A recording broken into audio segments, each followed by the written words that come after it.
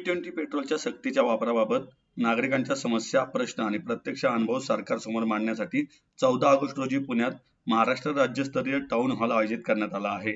Town hall म्हणजे नागरिक, वाहन चालक, मेकॅनिक आणि संबंधित हितधारकांना एकाच व्यासपीठावर येऊन आपले प्रश्न, अनुभव थेट मांडण्याची संवाद सभा. प्रत्यक्ष उपस्थिती आणि ऑनलाईन सहभागाच्या संमिश्र स्वरूपामध्ये हा टाउन हॉल आयोजित केला जाईल. हे सर्वांसाठी खुले, बिगर राजकीय आणि जनतेचे व्यासपीठ असेल.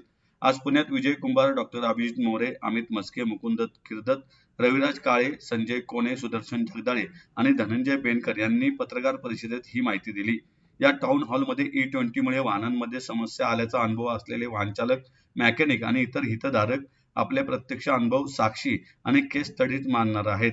E20 धोरणाची अंमलबजावणी घाईघाईने, पुरेशी तयारी न करता आणि वाहनधारकांच्या हिताचा पुरेसा विचार न करता करण्यात आली आहे का, हा या टाउन हॉलमधील प्रमुख प्रश्न असेल. पेट्रोलमध्ये इथेनॉलचे मिश्रण वाढवल्यानंतरही ग्राहकांना पेट्रोल स्वस्त मिळालेले नाही. उलट कमी मायलेज आणि वाढलेल्या इंधन खर्चाबाबत अनेक वाहनचालक प्रश्न उपस्थित करत आहेत.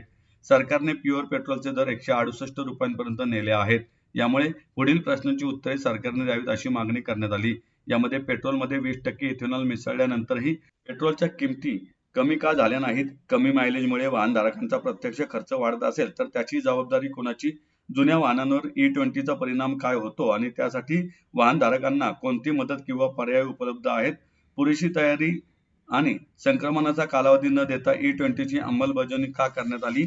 E20 मुळे वाहनधारकांचे आर्थिक नुकसान होत असल्यास त्याची भरपाई कोण करणार? E20 धोरणाच्या परिणामांबाबत उपलब्ध अहवाल आणि आकडेवारी सरकारने पारदर्शकपणे जनतेसमोर का ठेवू नये? शेतकऱ्यांच्या हिताचे कारण पुढे करून आणलेल्या या धोरणामुळे खरोखरच शेतकऱ्यांचे उत्पन्न वाढले आहे का? भारत अमेरिका व्यापार चर्चेच्या पार्श्वभूमीवर अमेरिकेने इथेनॉलच्या वाढत्या विक्रमी आयातीबाबत सरकारची नेमकी भूमिका काय आहे, आदी प्रश्नांचा यात समावेश आहे. इथेनॉल मिश्रित पेट्रोलचं जे धोरण आहे ते अतिशय सदोष पद्धतीने केंद्र सरकार त्याची अंमलबजावणी करते आणि त्याचा खूप मोठा फटका हा इथल्या वाहन चालकांना बसतोय. अनेक दुचाकी, चारचाकी वाहनधारक असतील यांच्या खूप मोठ्या प्रमाणावरती गाडी खराब झालेल्या आहेत, मायलेज कमी झालेला आहे, त्यांचं पिकअप कमी झालेलं आहे, फ्युएल इंजेक्टर, फ्युएल पंपचे प्रॉब्लेम झालेले आहेत आणि या संदर्भामध्ये लोकांमध्ये एक सर्वसामान्य वाहन चालकांमध्ये एक असंतोष आहे आणि सरकारचे हे धोरण आहे पूर्णपणे चुकलेलं आहे.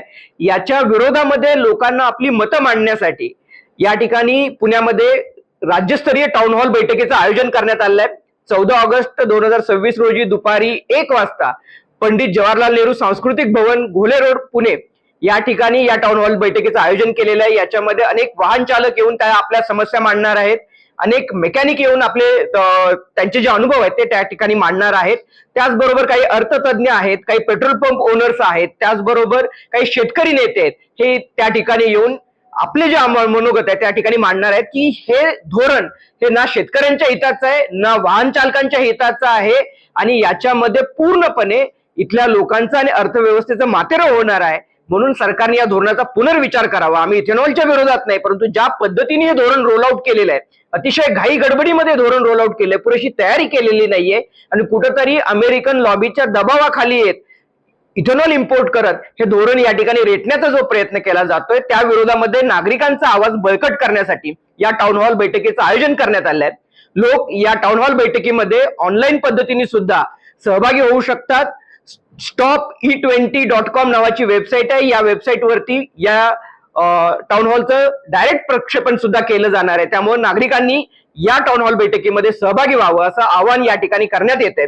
हे जनतेचं व्यासपीठ आहे, बिगर राजकीय व्यासपीठ असणार आहे. त्याच्यामुळे समाजातल्या सर्व स्तरातल्या नागरिकांनी या टाउन हॉल बैठकीमध्ये सहभागी व्हावं असं आवाहन आम्ही या ठिकाणी करतोय.